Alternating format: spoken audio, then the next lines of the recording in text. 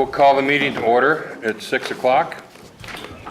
We're going to be short a couple of select board members tonight, but we do have a quorum. First on the agenda, are there any changes or additions, Dan? Yes, please, if you could add rescind motion to collect property tax bills $5 or less, and delete pavement cut for Grand Lake.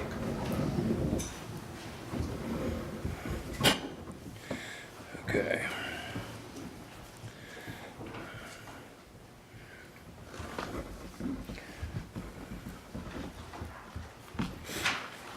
All right. Next, approve minutes. The minutes of December 17th, 2018. Make a motion to approve the minutes from December 17th, 2018. There's a typo. Do I second it? Yes. Second it? I have a motion and a second. So it's just a typo on, under the TA report. Selector one. I think I already fixed that one. Okay. Okay. And then there was a correction on page 2. I think that Erica printed for you. When the Yes. motion was made by Eric, Yes. it was seconded by Brian. So Right there. Yeah. we fixed that one. All right, thanks. Okay. Any further discussion? All in favor say aye. Aye. Any opposed? So pass. Next, community concerns. Do we have any community concerns tonight? Go ahead, sir. Introduce yourself. Yeah, I'm Tegu Building, and I'm here from the Evening School Board. Okay. And at their meeting, one of the meetings in December, I suggested that we have an outreach between the school board and the select board, because we share the same electorate to a degree, and because I think that there's a need to share information back and forth, and to do it firsthand. So I've agreed to come at least quarterly to the select board meetings here and in Elmore, just to let you know what's going on. And if you've read the paper recently, there are some things going on with the schools. We have filed suit in Superior Court for challenging the action of the State Board of Education. That's pretty self-evident. Some people are asking us why we didn't join with other districts. We feel that we have some unique characteristics about meeting the goals of Act 46 that are different than many of the issues being brought up by other communities. Something that you may be interested in is whether or not we're going to go out at town meeting for a facilities bond issue. And at this point, although the preliminary studies have been made and we feel that they're in good order, we've identified the needs for kindergarten classrooms, music space, physical education space, that we have decided not to go out at this time because of all the turmoil around governance. If we do not prevail in our court case, and indeed the Emu and Stowe districts are merged, we face some real issues around space needs in both communities. And Stowe, last communication I received, had decided not to go ahead with their to go ahead with the study, but not to go out to the voters at town meeting in 2019. So I thought that might be important for you to know, that we would not be asking for permission to bond. I don't know if that there's much else that is pertinent right now. I did ask Dan to be put on the agenda, but because your next meeting is on the 14th, the school district will be holding a governance session hearing at People's Academy on the 14th, because the state in its Articles of Agreement has said that unless we come up with and adopt Articles of Agreement among the 3 towns, then the state has a default set of agreements that we must adhere to. So that hearing is happening then, and we will be putting out a calendar of a series of meetings that we will have to go through. And they will be somewhere between 3 and 9 meetings that the electorate will have to participate in. So that's it in a nutshell. Well, I certainly appreciate you coming, and I do believe as well that there's a need to interface, our board with the school board. I served on the capital project committee for a time, and so there was some sharing of information, but it needs to be ongoing. Yeah. Because a lot going on both entities, and good for both sides to know what's going on, to plan projects and all of that. So I appreciate you coming. Well, you're welcome, and I do have an into some of the information on your agenda, I'm aware of that, yes. Yes. so that's helpful also. Yeah, it is. You have any questions? No, thanks, David. Okay, So you're going to plan on coming periodically? yeah, but at least quarterly. Great. Or when something comes up? When something comes up, yep. That sounds I great. think it's just important that everybody in the community knows. It is. Thanks a lot for All doing right, that. you're welcome. Thank you. Thanks, David. All right, do we have any more community concerns? Hearing none, we'll move. Do we have any liquor control tonight? I don't think there is any. Sarah's not here. Next, new business, A Street to B Street asphalt adjustment. This is one that is a part of the A Street to B Street contract that we put out. Part of the contract process that you go through with the state doesn't allow for the asphalt cost adjustment. And just like with this past years that we had, Low and Cody had one too.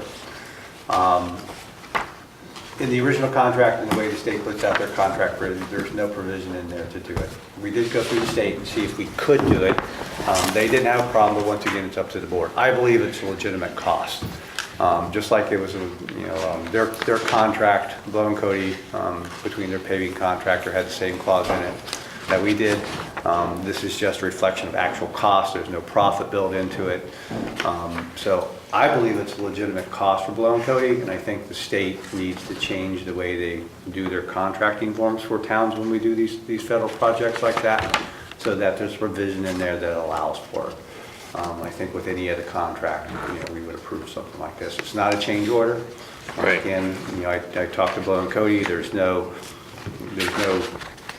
overhead or profit. It's just a strict legitimate cost increase that they couldn't account for when they were doing the bid, and the bidding documents did not allow for them to put it in there. But the price per ton, that was fixed. It's just a matter of being over the No, amount. it was not the price per ton, so that they went to the subcontractor, just like we did with pipe. So then there was this asphalt adjustment that every asphalt contract that I've ever seen has in it, so that they can, if the price of asphalt cement increases, which is very, very rarely, Yeah. then they can increase their price per ton. Okay, So, and that's all you're really paying for here. Once again, I believe it's a legitimate cost on behalf of the contractor. Since this was a federal money project that we used, I made sure we kind of went through all the process, make sure the state was fine with it, communicated with them, they didn't have a problem with it. But once again, the contractor's kind of stuck in a rock and a hard place, because when they're bidding it, the bid documents don't allow for it. But I believe that they should, just like with what Pike had for us last summer. and it's Given about that 5,000. Given that it's almost an increase every year. Not in During- the, not in the from the cost of- month, per Not in month. cost of asphalt cement. It very rarely changes like that, or else, not during the construction season. I think it's the first time in 8 years that we've seen something like that where the asphalt cement price increased like that. I've never had a contract that did it kind of mid-season up until this year. So this is a little confusing here. Yeah, Because it looks like there's an increase from January to July 2018, and 2017, the same thing. And so I'm not quite, it's probably something different that I'm looking It at. might be something different that you're looking at. was in the reporting. It's average posted prices Yeah. for asphalt, which goes up and down. The price for, that's a ton for cement. Anyway, we know, But that's New York We know State what that DOT average. Right. It's not, it's just sort of a, yeah, to get an idea. So it's about $5,000. Yes, and we're still under budget for the whole project, That's what that was my next question. by quite a bit. by quite a bit, Right. Okay. by about $100,000, How much? about $100,000. That's excellent. That's Need a a good motion? problem. Yes. I make a motion to approve the asphalt price adjustment for the A Street to B Street project in the amount of $4,965.86. Second. I have a motion and a second. Is there any further discussion? All in favor, say aye. Aye. Any opposed?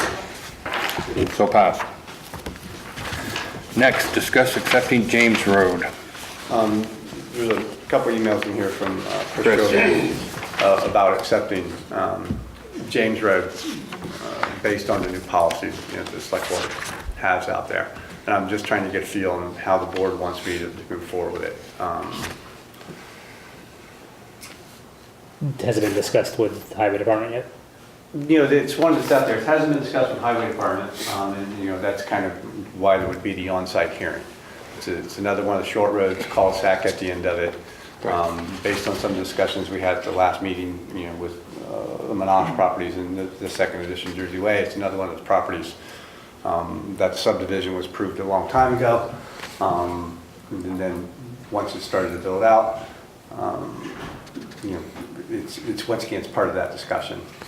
So, This is what we were afraid was going to happen, a can of worms, right? yes, please. Well, it was, some of these things have been going on for quite a while. Yes. And I think I still believe personally it's a case-by-case thing. And I think it's something we take advisement from Roland, Right. work with him and you. Right. And have a site walk, and we can make a decision. It's not something we're gonna make just hastily because we changed the policy, All right. you know? I think, and I know there's a lot of people here about the discussion, the old policy just used to us have a, time frame on when we'd accept roads too. Right. So, since the board is required to go out and do an on-site inspection for those roads, it's a 30-day warning, so right now it's sort of in the middle of plowing season. So I know there's a lot of people here to discuss that kind of stuff. So once again, this is your policy, and you probably ought to hear from some of the people out there too, about how you want me and the staff to move forward on doing some of these things. Right. Well, I do know, from experience of why we brought into this, this road policy is because the main thing was manpower. We thought we were gonna need hire another person, have more equipment, and that's an issue in time. Roland says, well, I can add an hour onto this guy's route, but it's gonna be really tight because all the routes are really tight. And of course, Howard's, project is a big project, and, it can bring a lot of money to the town as far as, the tax roll. And, the town's growing. We all know that, and we want it to grow. And I think my opinion is, if we have to hire another person or buy another dump truck or whatever we have to do to make the infrastructure larger, then maybe it's time to look at that and do it, I don't want to constrict any kind of development because we set a policy like that. So, and I think we all kind of feel the same way, but we want to look at everything with a wise eye and go over everything with our highway people. But does anyone want to speak about that? Donnie, I thought you might. I just wanted to find out, I know you're working through what it might be, but setting some sort of criteria of what it's going to be for any of these roads. Does it have to be X amount of houses on that road? Is it going to have a certain length of road? I mean, I'm sure it all have to be the town specs, the actual road itself. And taking it over, what's it going to really mean? Is it just the plowing, or is it full maintenance? Right. Once it's taken over. So I'm just here to hear that, see where that was going, because I remember the old policy was no dead end roads, period. Right. And now if you're saying it's case-by-case basis, setting some sort of criteria for that check off. Can I address one? If, sure, the town cannot plow private roads. So if the, so if the select board wants to accept a road, it would have to be something that's a 50-foot wide right-of-way that's deeded to the town. So just, there's a very, very specific statutory process that has to be followed for the town to accept that road. And there is a set of standards that we do have for it. The width of the travelway, the ditches, the culverts, all The grade. that fun, the grades, all that other fun stuff. The depth of the sub base, and all that fun stuff that goes with it. But the select board can't just go plow a road. It's got to be a full acceptance of the road as a town road where it becomes town property per se. Understood. That would be exactly what I would think would happen. Exactly. So to start plowing private roads would probably really get the select board in trouble at some point in time. Yeah, we don't live in standard.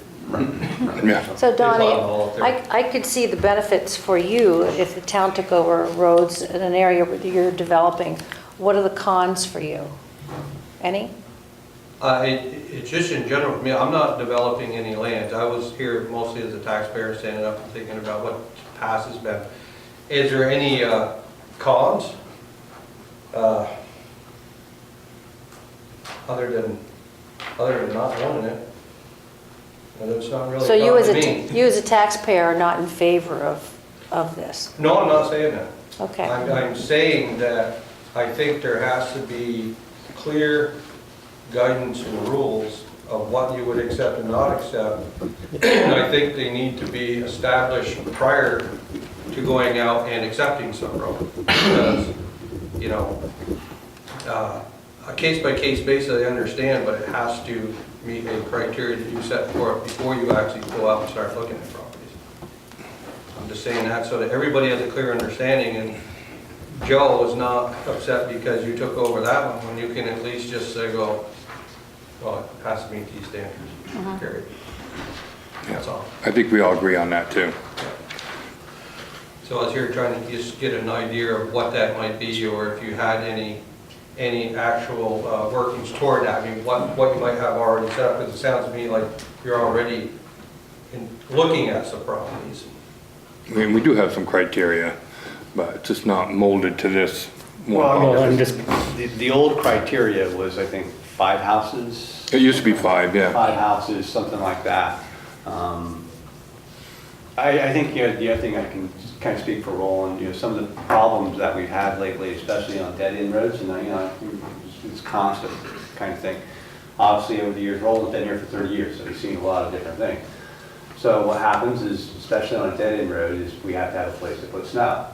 So somebody sells a house, or they move, and then all of a sudden, well, I don't want you putting snow there anymore. So, it's those kinds of things that kind of come back. Trees are a problem for us. We went and looked at a road 2 summers ago, maybe, Bob? Where, trees start to grow out into the road. It's a problem for our trucks at that point in time.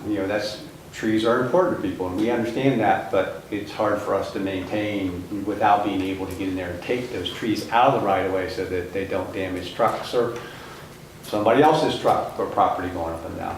So I think the most important thing that people need to understand is that is really at that point in time a piece of town property. We have to be able to get in there and maintain it. We have to have a place to store snow. And it's hard for Roland when it comes up all of a sudden, then we don't have a place to put snow because there's a new owner there and they don't want it. So it's all those things that we need to make sure that the highway crew, that they're able to get in there and continue to do their job. So those are some of the ongoing issues that I think we've had. Yeah. Besides the culverts, sometimes private roads are built with small culverts. And we needed, our policy is maintain its culvert. So just those kinds of things that, have been problems before. Yeah, we had another road subdivision that we were considering, and when we gave the folks the specs they needed to bring them up, like adding more gravel and the ditches and trees, they were all of a sudden, well, we don't want that. So they backed away, and it was a good sized subdivision too. So, maybe some of those things discourage people also, but, some projects it's not that way. But we're certainly willing to look at it, and I think our main thing is figure things out so we do it right. And obviously, we're not gonna do it this winter because of, can't do it in the winter. What's the current policy to apply to have a road taken over at this particular time? Generally, what I do is somebody wants the road taken over, and the statute says that you should petition. It's not petition, is fill out a petition out. Is write either an email or a letter to me that requests that the board, look at accepting a road as a town road. What I have to do is then come to the select board and say, hey, I've got this petition, and then Eric helps me, and we have to send out notices. It has to be a 30-day notice, and we have to have an on-site hearing, and that's just to inspect the road and look at it. And I think we have 120 days past that to come back to the select board, whether they accept it as a town road or not. So there's a once again, very statutory process, and then there has to be actually a deed and a survey of that road drawn up then, and that property transferred to the town. We found that works best. There's also the option to do it as a right-of-way, but nonetheless, that legal paperwork has to be done, because then, in fact, as we just got the notice, we have to do all that. Then we have to update our highway mileage certificate and our highway map with the state on an annual basis. And if we don't have all the documentation, then it comes back to Hans later on. So once again, there's a very statutory process laid out by the state on how to go through that. And that's just kind of a snapshot. There's notice has to be in the paper, all that other fun stuff, and then all the adjoining landowners have to be notified of it as well.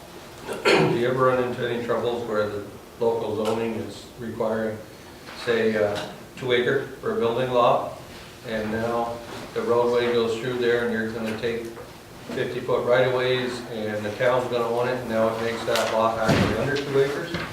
I'll let you answer that one. Generally, we look at a net lot size minus the road right-of-way. Okay. So that's generally not on the table. It can come on the table in some circumstances. For example, we only do a net acreage for town roads. For a private road, let's say if you live on X Street and you have an exactly 2 acre lot, and the town does make it a town road, I mean, you would be less than 2 acres at that point, but you'd be grandfathered non-conforming, which isn't a huge deal. Okay. It's not like there's nothing any issues to you other than that. In theory, I could send you the DRB if I wanted to, other than approving a permit, which I'm generally not going to do.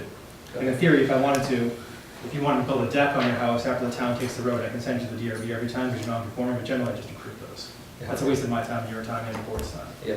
Okay, good. So not a big deal. Yeah.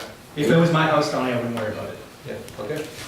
And I know it's an obvious thing, but just so everybody knows, with our equipment and manpower, we're full right now. That's why we had to sort of shut things off. And so anything that we did, it means everything has to grow. The budget grows, equipment grows, infrastructure, manpower, that's not a bad thing, but we have to justify it. I understand both sides of it. I mean, in fact, on the one hand, I go, okay, it was private development started with, and now I, don't want to have to pay under that as a taxpayer. But on the other side, I'm a taxpayer, and Dave was getting his road plowed. I'm paying the same taxes. The value of that house didn't go down because it was on a town road versus a private road. Exactly. So I'm going, all right, then we ought to all kick in and take care of whatever's fair to everybody. That's exactly right. So your major concern was just that we have criteria set? Yes. Okay. Some criteria set that is generally, it's like any rules, or if you're going to get a permit, you have to follow these sort of guidelines, and this is it is. And I know there's some flexibility in there, but just so it would help also that that's the first thing that went out, and somebody can look at those criteria, and already if they got any kind of sense at all, an association walks out and goes, okay, we only got 12-inch culverts. Okay, we only got 4. Well, we know right off, we're going to have to do a lot of work here. Exactly. So do we bother? And that's what happened. That's what I'm talking about. And they're very nice houses, a dozen houses on, high-end houses that bring a lot of taxes in, but, is it worth it? So, Right. is there any other comments or questions from the group?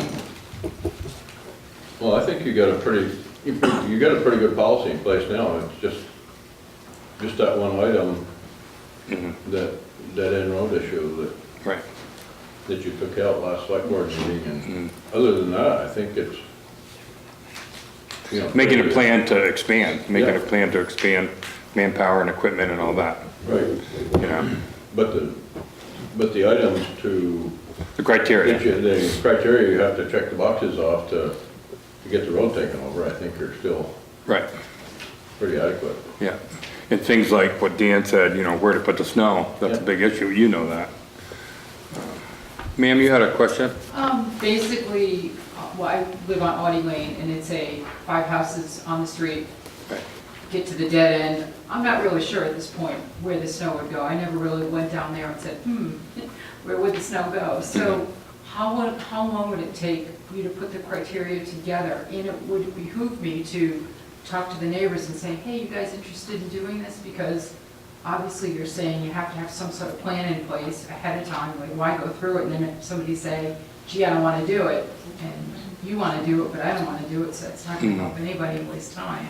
Right, yeah, I think if you get a hold of Dan, he can, Well, I think maybe what we could propose, because we had a policy before about how many houses, timeframes. right, And that seemed to work. I mean, you know, the depth of you know, the fill and all that other stuff that we needed in there was pretty good. So I think maybe that would be a good starting point. I don't know if I can find that old one or not.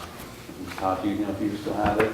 It's on my desk, I can go get it right now. No, we don't need now, but we could bring that back in, because that was actually, you know, the basis of the policy, and then it was changed to no dead end. So I think if we started there Right. and maybe went back to the old policy and looked at that, because that had a lot of that good criteria already in it.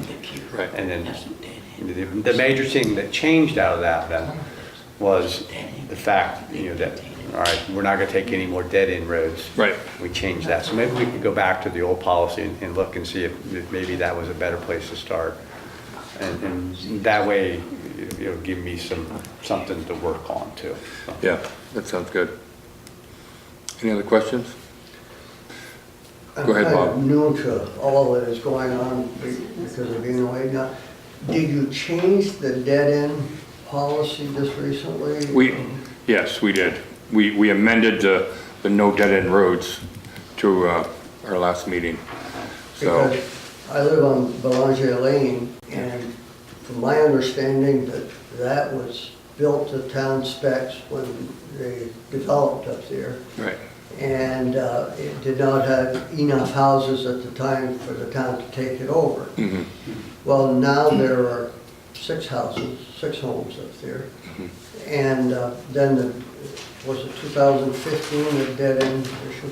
But that is taken out now. What would we have to do to reapply to have the town consider taking that over to be a town road? same thing as the rest of them. You have to get a hold of Dan and, Check all the boxes. yeah, and we'd have to do site walks everywhere and, you know, maybe there's something that's not quite, you know, I know right what you're talking about, so, yeah, I know that was built to be.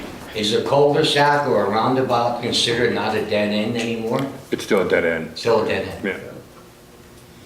Yeah. But we knew that this would bring people to us.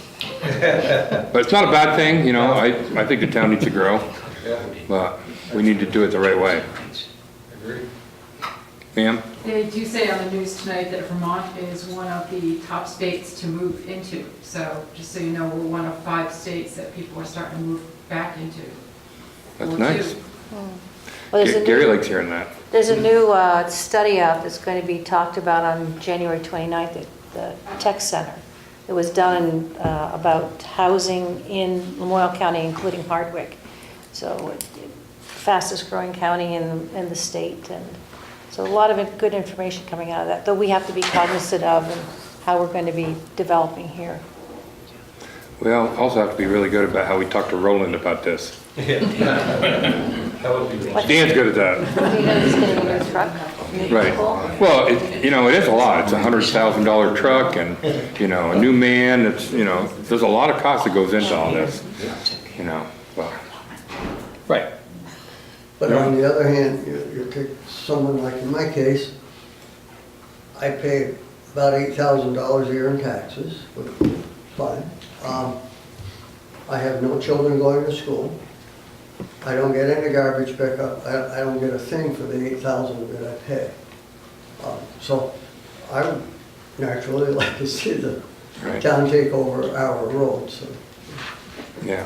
Yeah, considering it is up to specs.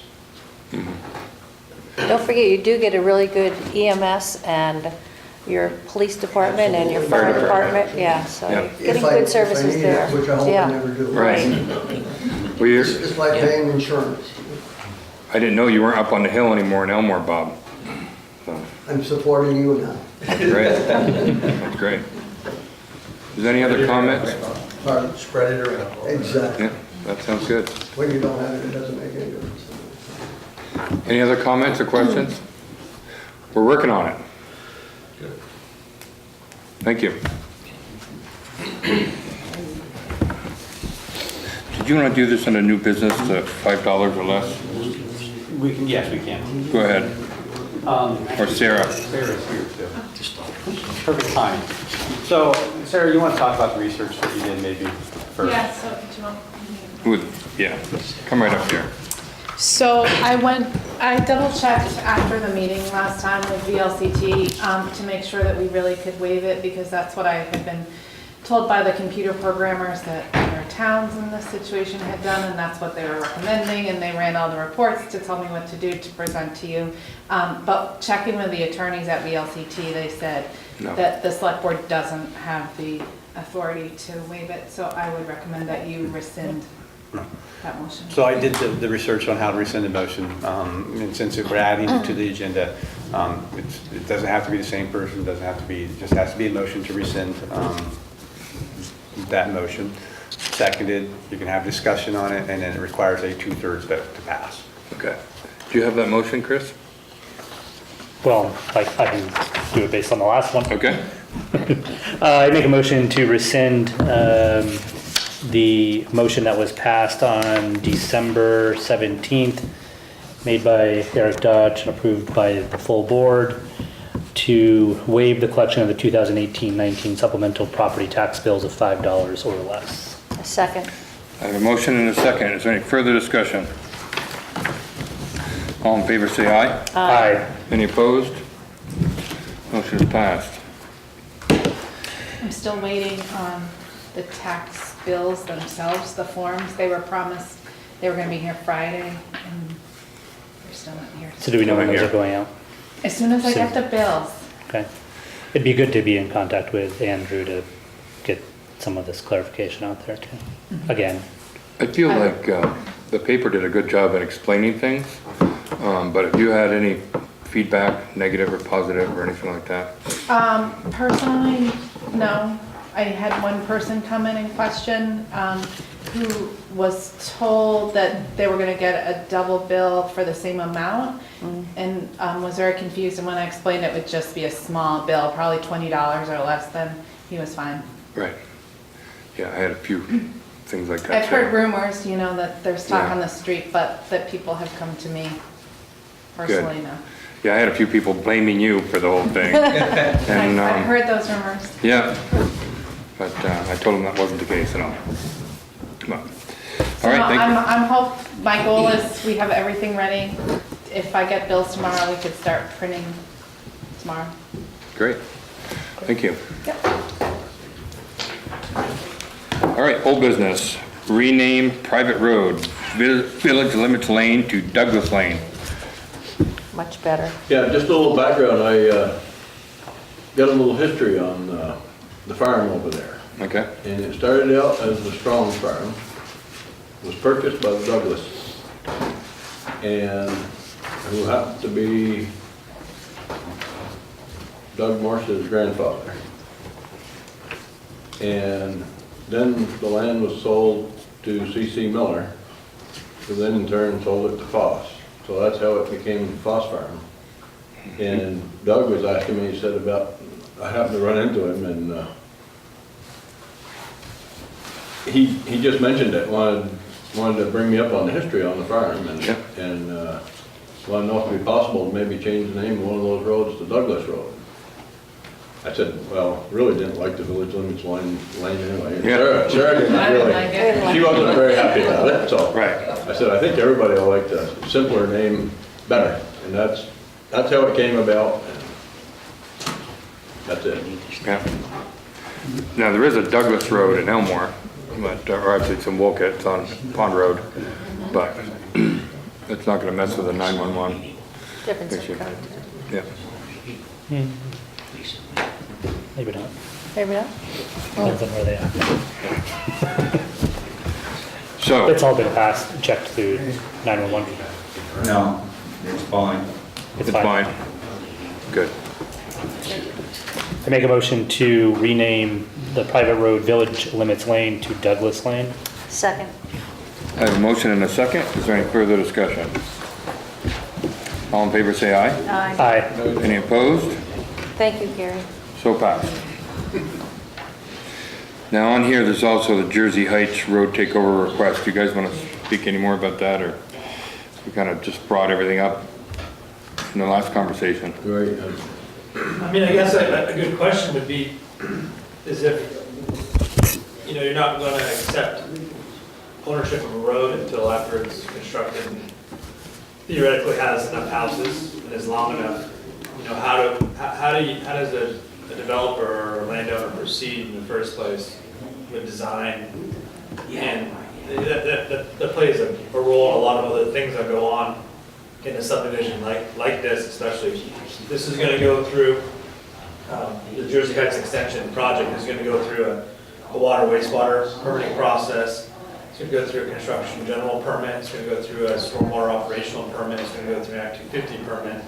And, you know, the applicant is gonna wanna have some sort of reasonable assurances that it's gonna be taken over by the town, because that could significantly affect the design, whether it is or isn't. Mhm. So I mean, I think we came here today with the expectation that there could be some sort of direction on that, but I understand that you may not be there just yet. Mhm. And then I don't know how that plays a role in the DRB meeting, Todd, as far as knowing that. Well, the point of the road, the point of this, the discussion you guys started at your last meeting, was it's supposed to be some sort of surety to the developer, how they're going forward before the DRB approves the project.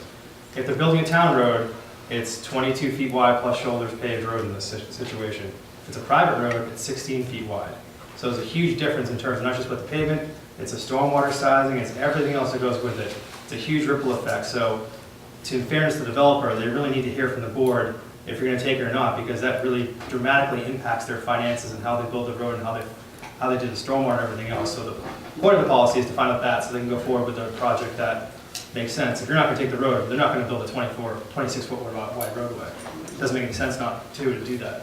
If I may, Todd, just, and everybody understands, and I think this is kind of what got us here in the first place, is this board cannot impose a will on another board. So all 5 members of this select board could be gone in a couple of years, or change their minds about how they want to do it. So when it really comes time for it to be accepted, they can't bind that future board. Of course, that makes sense. So just, you know, so it's not, I think it's, if you do all these things, you know, then there's a potential for the town to take it over. You can't bind a future board's decision, so. Is there any way that you connect the two developments? No, they're changing the A&R. Right. No, it was previously, in the previous plan. We had to redesign the whole thing Based on their findings, based on the wastewater or stormwater. well, yeah. Yeah. Yeah, so there's no, Well, I certainly understand that concern you're talking about, and it's a valid one. I've been right along thinking about that subdivision and knowing about it through Howard for a long time, and I was excited to hear it might come to fruition, you know? And I'm certainly not opposed to having it be a town road, but we have to do everything that we need to in the meantime. As far as a guarantee or something like that, that's a tough thing to put forward, you know, without more research. Phase 1, there, of course, the town came and inspected each phase of it that we did, back to the gravel and the width and all that stuff, you know, as we got it ready, and then we paved, put the base course on before we started building anything. Yeah. I mean, the town didn't take it over until the whole thing was completed for us. Right. But you had We that. had pretty good guarantee that they were gonna take it. Yeah. I mean, Exactly. basically a foregone conclusion that everybody was in favor of taking it over, because it's municipal water, municipal sewer is all in the roadway, you know, all in the 50-foot right of way, and power, everything. But the question is that fuzzy enough feeling as opposed to something written down that says it's gonna be town? Well, of course, it's always better to have it written down. Right. I mean, I guess the original concern is that, you know, the rules that were put in place after this was originally designed and approved was that, you know, dead-end roads were not accepted, which is a pretty definitive statement, right? So now that we know that the rules have been changed to be on a case-by-case basis, obviously there's a little more, what's the word I'm looking for? Ambiguity. Latitude. Latitude, Yeah. good word, thank you, for these two roads to be accepted. Right.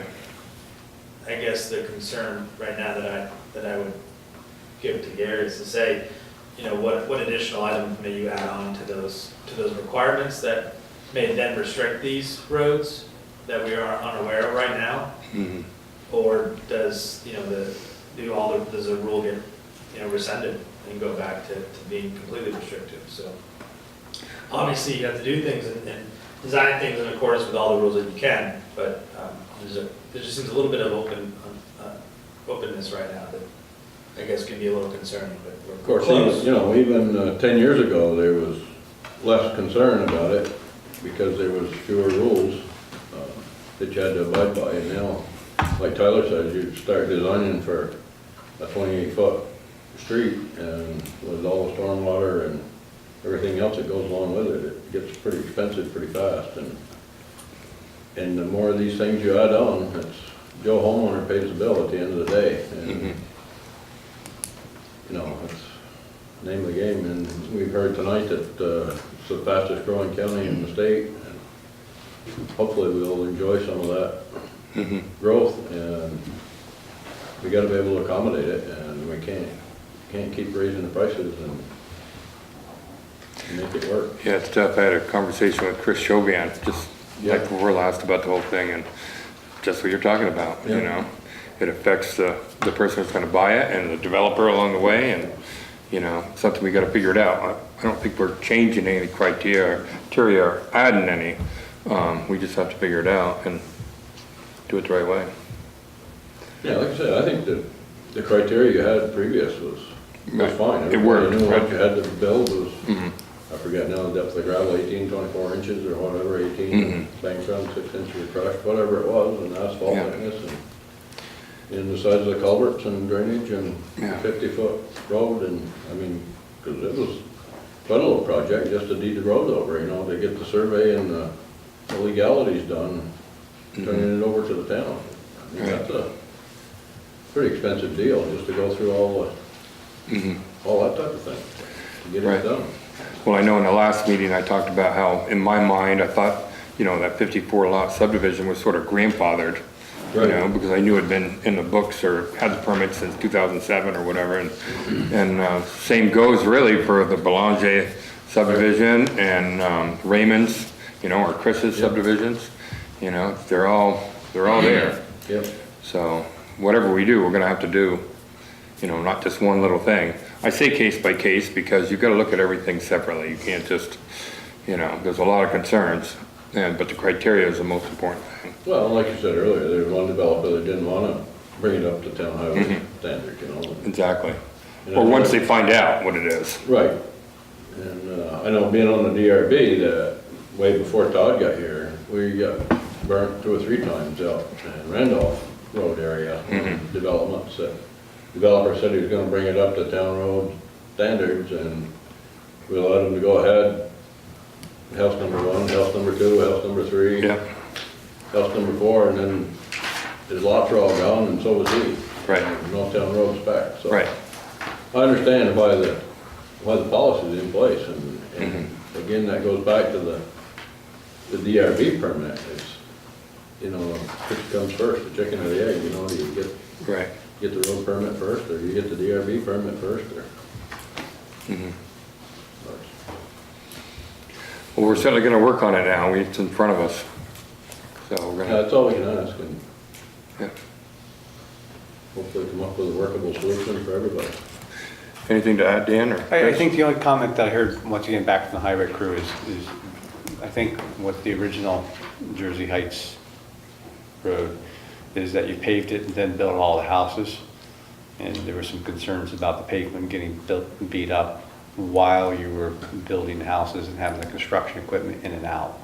Well, that's why we paved just the base course Right. to begin with, and then we put the top on after every, well, I don't- it wasn't yeah. 100% complete, but. Yeah, and it's I still- think that's a good plan, is to go ahead and put the base, but then have a plan to put the top back on, because I'm not sure that ever happened. The top, oh yeah. Did it go on okay? 'Cause I Yeah, I remember when discussion. Yeah. it was done. So that was before me, but I think Yeah. once again, their concern was, all right, yeah, it's great, it's paved, and then we run construction equipment over it for 3 or 4 years, building it out, and making sure it gets repaved after that Yeah, no, before it was final all- acceptance. No, that was the second, yeah, pipe paved it all. Okay. Yeah, They paved the base course and they paved the top after, whatever, I don't Yeah. know how many years it was. quite a few years later. I know it was a while later, Yeah. Yeah, I remember Polly talking about it. yeah. Any questions? No, from my perspective, I mean, the way this is done, I would have no problem taking it over. But again, I might be long gone by then. Judy? Is it the select boards, will you all be deciding on additional items in the requirements to Further definition. further define Yeah. things? I think the things that just, my suggestions too, and just looking at stuff, I think things that may have been left out before were small things, street signs, speed limit signs. Because once we take over a road, then it comes our crosswalks, making sure that it's ADA compliant. I think you probably have to do a lot of that now. Oh, yeah. But, those are kind of the little things that I think we may have missed before, especially on something this big, so that when we're not coming in, and I can tell you the first phone call I will get was, people are trying to cut through here, can I get a dead end sign or a no exit sign, So I think those things, although they're small, make sense if we're building a complete street, would be to make sure that we have all those things. And that way, it's ready, it's a town road at that point in time, we've got it ready to be accepted into the ordinance. There's all that stuff that's there and a piece of it too. Those are small things, but I think that would really help us kind of put a final touch so that when we're ready to go out and take over a road, it's actually ready to become a town road rather than all right. As far as the signs go, I can understand that to a point, but the developer can't design where the signs are gonna go. That has to be done by, I would think, by the town or by the state. Yeah, and police. Because there's certain specifications that have to be met on the signs. Yeah, but Placement. they're pretty, and I'm sure that you've done enough design work out there that you can pretty well lay where those signs go, because there's the, what is it, uniform traffic, code of traffic? MUTCD. Yeah, exactly, so, and for something like this, where we're not talking a lot for, speed limit signs, stop signs, crosswalk where the crosswalks are, things like that, so that, and once again, I can tell you the first phone call I would get on a road like this is, can I get a no outlet sign? I got people that want to Didn't go. have phone calls coming in. Eric keeps sending them to me. So, but, those are the kinds of things that happen right away. It's just kind of one of those predictability things. Yeah, I would think the biggest things that might be added are the way things have changed in the last 10 years. Policies have changed, so we have to, change the way we do things. But it's not gonna be something that's gonna scare people away, I don't think.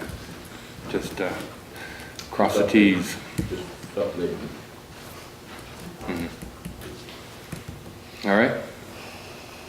Pardon me.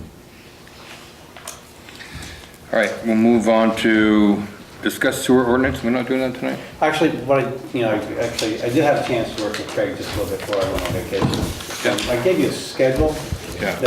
What I would like to do is just have our schedule kind of mirror the villages. Okay. So what I want to do for our meeting on the 14th is just kind of warn that public discussion.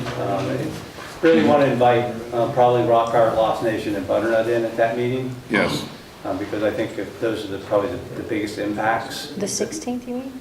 16th. Or the 14th? You said 14th, but Our this says next the meeting. 16th. Yeah, This is the villages, this is but the I village. want, Oh, I kind of want to Yeah. mirror theirs a little bit, since I have Alright. theirs scheduled, and we'll kind of mirror what they're doing so that we move forward Oh, together. so at our So six- 14th meeting, we're doing the same thing. 14th meeting, we'll do the same thing. They're doing it on the 16th, They're right? doing it on the 16th, and then we'll just review the finals. That way, we're not, everybody's kind of moving together at the same pace. Okay. So there's really no reason to do anything on it tonight, other than this is the schedule I'm going to put forward. Okay. Once again, I think that for the most part, the people that this impacts are those high BOD users, pretty basically.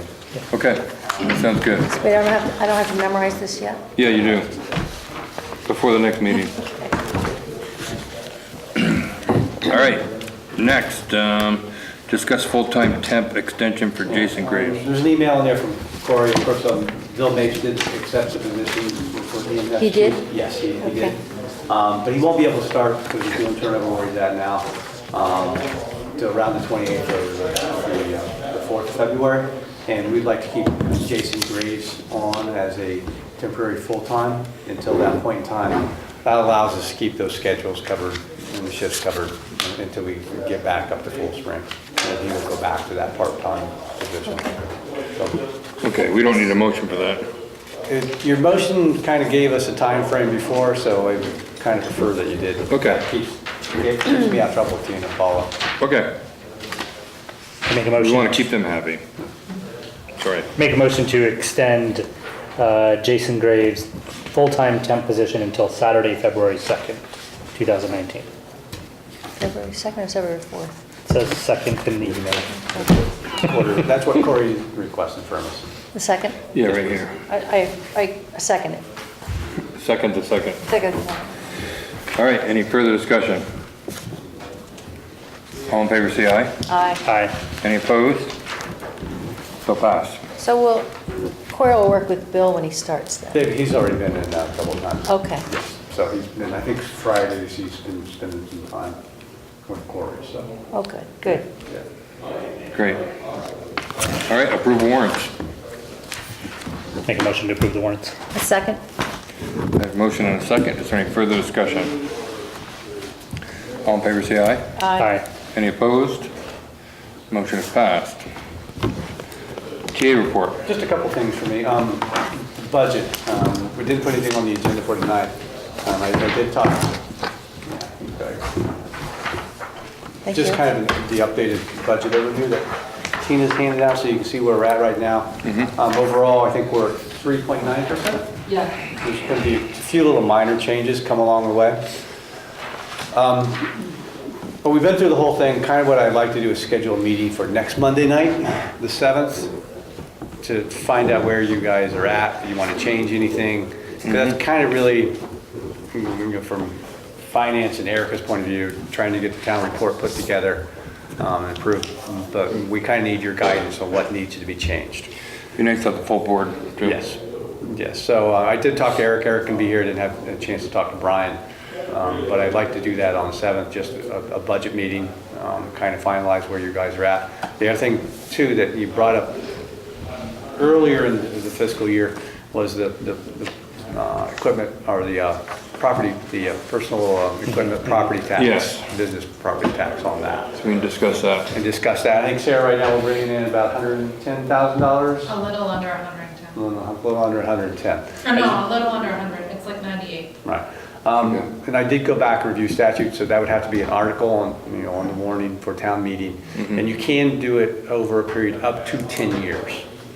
So Okay. just something to think about, there was a discussion before, and that would be a piece, I think, where you guys really need to make a decision on what you want to finalize for that town meeting and for that warning, so we can start drafting all that stuff. So we'll have that and the budget review. And the budget. Next Saturday, next Monday. Next Monday, we'll do it 6, we'll just leave it at that, nothing else on the agenda but that. Okay. Now let everybody finish up everything and get back, and then come back on the 14th and then approve the final budget.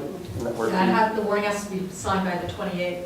So, but we had approved final budget on the 14th, that way you get a final look at everything and approve it at that next meeting. Okay. Work for everybody? That works for me. Won't be able to be here on the 14th, but 7th is fine. Okay, all right. There's a county budget meeting coming up. I put that out there for everybody to see. I know a couple people like to go to that, Yeah, I'd like to go. just so you understand what's going on. And then you, the listers, and the town clerk got the letter from the property valuation people about the CLA and the coefficient of disbursement. Yes, coefficient of disbursement. But everything's well within range, so there's really no concerns there, nothing that would, we're right where we need to be on all that fun stuff, and you guys might wanna. Yeah, in fact, they both went down, so they're in better shape than they were last year. Can you explain that, Charlie? The CLA, common level of appraisal, Yep. they compare all the sales for what they sold for compared to what we have them listed for. That's what I thought it was. And we're at 100%. Right. Which means at an average, and that goes across all levels. That's All types. mobile homes, vacant land, and $1 million houses. apartment buildings. Yeah. And all the commercial properties, all of them together, lumped together. The coefficient of disbursement is they take each category separately and they evaluate how far off we are, and it doesn't make any difference whether we're below or we're above. If we're below on one category by 10%, above on the next category by 10%, that goes up 20%, they don't cancel each other on the coefficient of disbursement. Okay. So that's the one that really is going to drive the reappraisal in Morristown when it happens.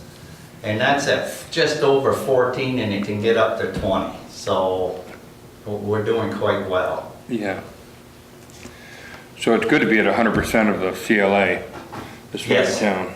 Yes, that's where we should be. In fact, when you see some towns have got up to 120, they shouldn't be at 120. Right. Because by state statute, you cannot tax somebody at above fair market Right. value. So Everybody we would be should in be within complaining. 10%. Right. And we are. Okay. Thank you. That's all I have. Okay. Any questions for Dan? Thanks, Dan. Select board concerns. None. Chris? None. Judy? I just would like, I saw that the fire department was out the other night. Something happened in town. Just thinking about these people having to get out of their bed and wherever they are and volunteer the time, very impressive, and just makes me feel really safe living here. And being on the board, I get it, getting more of an opportunity to see what actually is happening and who's involved and the amount of time people are putting into their job. And the volunteers, which I think we should be honoring a little bit more than we are. But thank I'll let you. them know, and just so you know, it was another record year for us by quite a bit. Really? Do you have, I should maybe talk to Dan about this, but I know that we get the police blotter, which is kind of enjoyable to read in the paper. But we do get to see For some. what's going on, and is there any chance that the fire department, like quarterly, could put how many calls they We have? did it the same for For what? a little while. In fact, I did it for them for a little while. Yeah. Yeah. I kind of went away from that. I don't know, the public might be interested. I'm just asking, I'm not demanding. Yeah. I just want, even the EMS people, how many calls they have. I know we have a rough number, but I think it might be, I think it would just have to be a very basic number. yes. Some of the things get into the HIPAA stuff, but Oh, no, yeah, we we would, could do a basic number of how many calls we run in a month. Structures, Yeah, very vehicle basic. accidents, assists, that kind of Yeah. stuff. Yeah. By month, and it'd probably, give you some of the background information, what's going on. yeah. If you want to add little like anecdotes like the police blotter, that'd be great, but you don't have to do And that. we had, very recently, we had 9 calls in one day. Wow, wow. How many calls did you end up with for the year compared to your average? Our average over the last 10 years is 156, and we had 220. Quite a bit more. Wow. So those are the statistics when you need a new fire truck. Yeah. Or a Yeah. new ambulance. Yeah, that's what we put in the If town people before. are constantly seeing that, though, Yeah. monthly in the paper Yeah. or weekly in the paper, Yeah. then Yeah. it's more constant that they're seeing, so I- then I- it's more justifiable. Right. We can do that, I'll get in touch with Andrew. I totally agree. That's a Yeah. good one. Thanks, Sean. Thank you. Yeah. How Thanks. many people do you need on a truck to go out? Between 4 and 6. But I think right now this year, we averaged about 13 to 14 per call. Wow, that's great. Very lucky.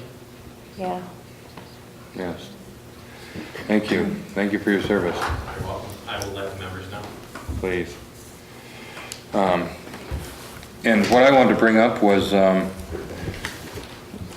the selectmen's report and the dedication. And I know that Dan is working on the dedication. He's gonna help us with that. And I believe the selectmen's report, Chris was gonna work on it with Dan, with Dan's help. Correct. And there is a urgency to get it done. Isn't We that saw the correct? reminder today. Okay. But I knew, he knew, it's probably done, just not on paper, Probably. right? No, not yet. She told me. Keep adding to it. She told me I had 21 business days. I said, all right, I've got 20 days. But she didn't like that answer. So But you'd rather she have it was in not town. happy with that. Well, we gotta proof the report, and that takes about a week. Mm-hmm. No, that, but if you change, things change around and margins and everything else change, so. Okay. So, is that good? Yep. Perfect. That's all I had. Any other business? A reminder for anybody that's running for select board, petitions are due Monday, January 28th. That's not me, is it? I knew you were gonna ask, I don't know. I don't think it is. Check. No, it's not you. I think I got 2 more years. I don't know, Me and this, you can tell me Brian. this is Me and Brian. appropriate. I have that petition for Habitat. Do I wait till after the meeting to ask people out there to sign? Well, you can bring it up. You- I have a petition if you're a Morrisville resident, which I think you all are in here, most of you. And if you're a registered voter, it's to ask the town to have an appropriations for Habitat for Humanity. And I have a petition, if you wouldn't mind signing it. I've got some of you already, but not everybody. You can't leave until you sign it. You get chocolate kiss if you sign it. That one's due the 17th, article. Yes, is due the yes. 17th. Okay. Any other business? Oh, yes. Sorry, that was my, What's your cue? sorry. This doesn't have, we have to have the listers in too, so Sarah, me, Yep. the listers. Make a motion to enter executive session to discuss appointment or employment or evaluation of a public officer or employee under the provisions of Title I, Section 313, I don't know how you say this, 3A3 of the Vermont statutes to include Dan Lindley, Sarah Haskins, Charlie, Dwayne, and Richard. Do I have a second? Judy? Yeah, second, I'm sorry. Any further discussion? All in favor, say aye. Aye. You ran out of the room. I heard her. You heard her. So pass. Thank you. Yep.